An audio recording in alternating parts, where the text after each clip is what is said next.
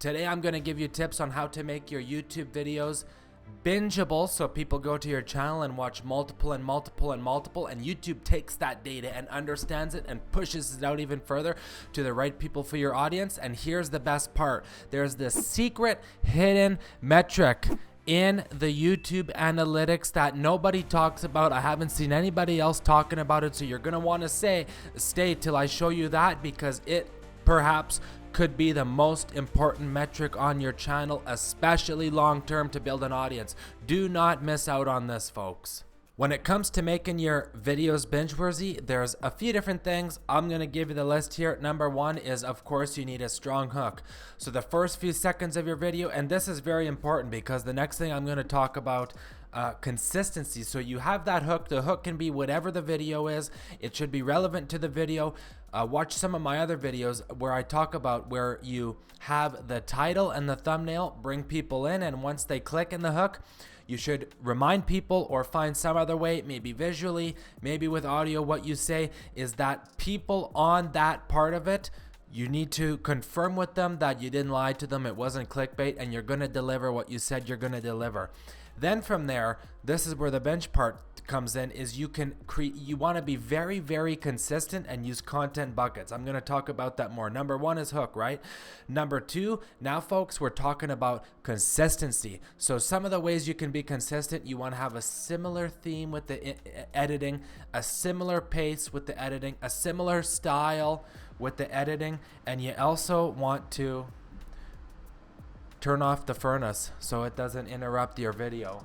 So you want to be consistent with the theme, you want to be consistent with the style. You can even have a theme song, so really make it similar. And then number three, series or buckets. So what this means is you want to have a series of video or buckets wherein people watch one, they can watch another and another and another. So they should be actually similar packaging, which is the title and thumbnail. Hook similar. Maybe that's where you can start bringing in your theme song, your unique packaging, and you can actually have different buckets.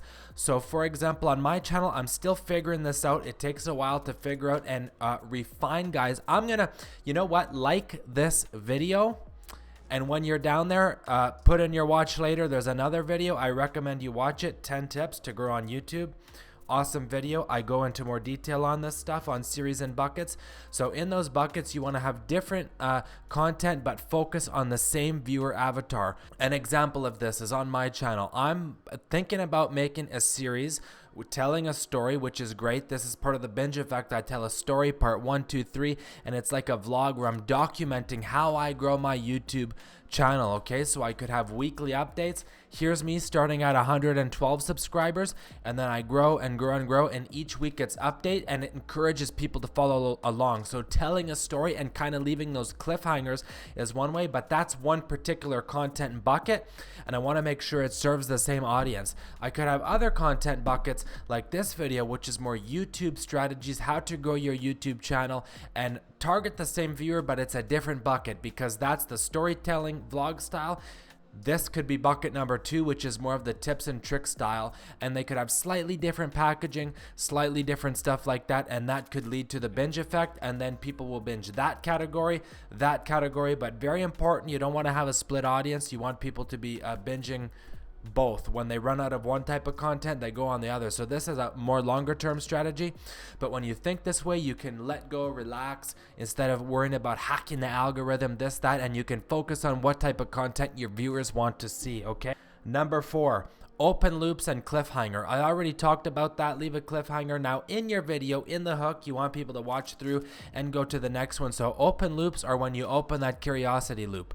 For example, at the beginning of this video, I talked about, which I'm going to get to right away, this one hidden metric in your YouTube channel analytics that nobody talks about, and yet it is enormously important, especially over the long term, because it's a metric that relates to building your community and are people coming back to your channel. Okay, so I'm going to show you that in a minute. Number 5, study your retention charts. So of course, when you're on YouTube, you can see video by video your retention charts. When you have enough views, I'd say at least a few hundred to really make it worthwhile looking at the data. Understand, is it a steady decline Or is it where people are falling off immediately, which means your hook sucked? You might have a high click-through rate, but people click it and fall off immediately. It means you didn't build that trust in the first few seconds, okay? Now, when we get back to the series and buckets longer term, the click-through rates can get better and the retention can grow even when your hooks aren't as good, because people still know they're on a binge of that content bucket, okay? So now let's jump in and show you that one magical analytic. Now I'm on my YouTube studio channel dashboard. Let's go into analytics and I'll show you how to access this great thing. So here's my general analytics. It's not going to be in your overview. You have to go into advanced mode, and right here, as you can see, channel. So this is kind of the channel analytics, and we're in the content tab. Click add, and right here, guys, average views per viewer. This is a wild metric that not many people talk about, and as you can see, my total, so definitely people are not binging my channel because I don't have a lot of bucketed content and I'm kind of new. I don't have that many really videos altogether, is 1.1, and you can see particular videos who's watching what. So for example, it's interesting because let's see, there's one video here. This one, 39 failed videos, but I refuse to quit. Average views per viewer, 1.3. And if we read here what this specifically means, the average number of times a viewer watched any video on your channel in channel analytics. So to me, we're in channel analytics. That's what I think this means. So if this is 1.3, that means on average they watched 1.3 videos.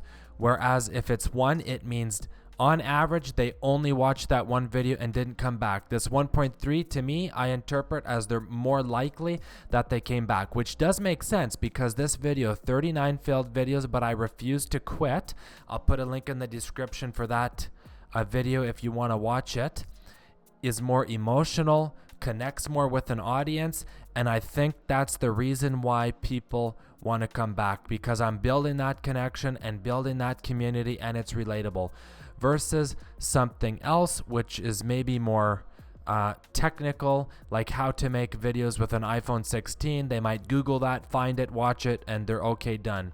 But then interesting, also some of these other videos is 1.3. So you probably do need more data. Like you can see, I'm only in the tens of views here. So you would probably need more hundreds or even thousands of views to get a really, really much more accurate picture of this insight. Now, please leave a like if that's new information you didn't know about before. And after that, why don't you hop on the binge train for my channel and click the video right here that YouTube recommends for you, and I will see you over there. Thank you so much for watching.